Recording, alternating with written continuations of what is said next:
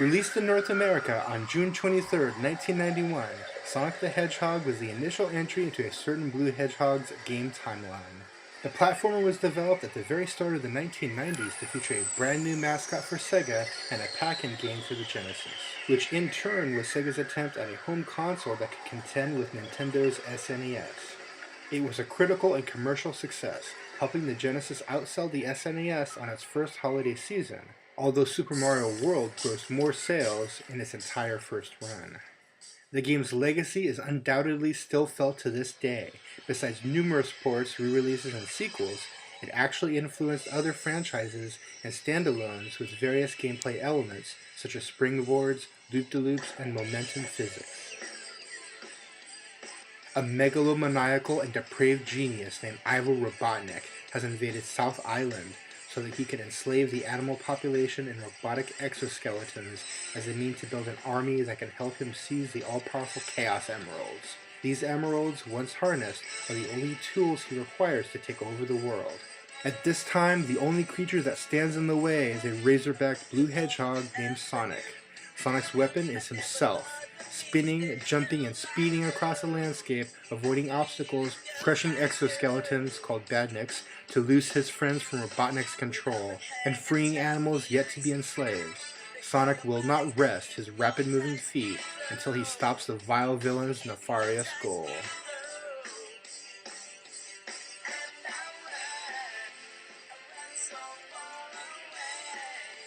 Like Mario, Sonic must race to the end of the level, moving from left to right always, across moving platforms, past weird enemies, over precariously placed spikes, and bottomless pits of instant death. The difference is that the landscape in Sonic's levels is designed to move you forward. You can go back and explore a little, but the stage is punctuated with impossible inclines and the occasional closing pathway. My biggest beef with the gameplay is that some enemies and hazards are placed specifically to troll you. Like most games of the era, trial and error is a big part of the game. Unless you know it's there, you will fall victim. That to me is very frustrating, especially since, as I said before, levels are designed to force you to charge head-on into potential trouble. Dirty pool roll, programmers. I love the music. Some of these songs are still in my head years after playing the game regularly. The tune behind Marble Zone sends me on a nostalgia trip. Graphics are okay, a nice balance of colors, more so in the next game. The Genesis's now much joked about blast processing allows a continuous stream of images to pass you, or more accurately, get passed by you, without very much distortion. The things on the screen matter. They matter no less when you're going 1 mile an hour or when you're pushing 100.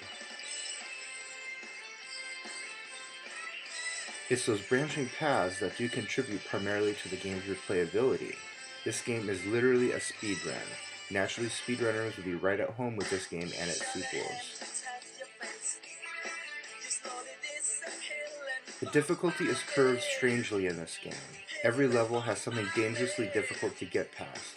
Spikes and death drops, lava or water, and the possibility of crushing death always awaits you. All enemies besides Robotnik are defeated in a single blow, though some enemies are only vulnerable at certain times and in certain places. Those Robotnik fights are actually pretty simple. You'll figure them out within seconds and dispatch the avoidal offender in 8 relatively easy hits.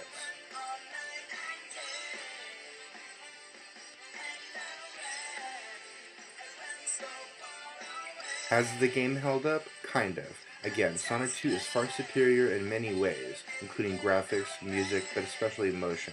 I discovered pretty quickly that I've been spoiled by Sonic 2 when it comes to the spin dash. Have an incline to climb? All you have to do is hold down, charge up, and let loose. You'll have a circle-sawed Sonic zipping up the hill and through any penetrable fiend or wall that's in his path. Momentum still plays a part in that game, but in this game it's absolutely vital to move on if the path isn't flat. For this and a few other reasons, this game just doesn't cut it when compared to many of its sequels and, spin-offs. Pun intended. I was not the biggest fan of Sonic initially. When I was a kid, I really was not a lover of going fast. I never wanted to go on roller coasters, being rushed really bothered me and still does.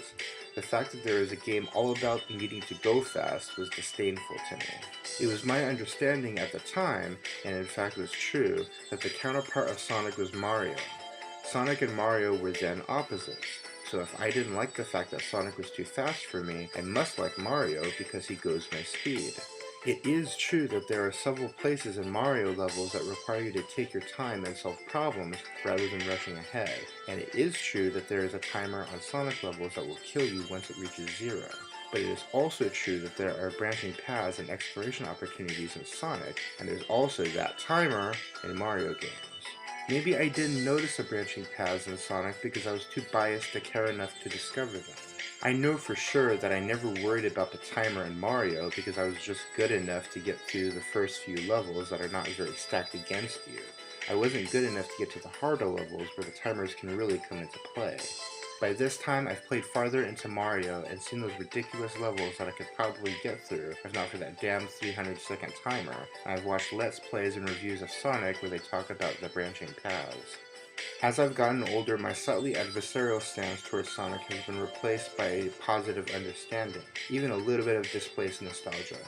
I still had the games, 1, 2, and Sonic and Knuckles. I still played them, I still had some fondness for various aspects of the games, music for example, and even some of the gameplay, but that's really where I had my biggest beef, and still kinda do.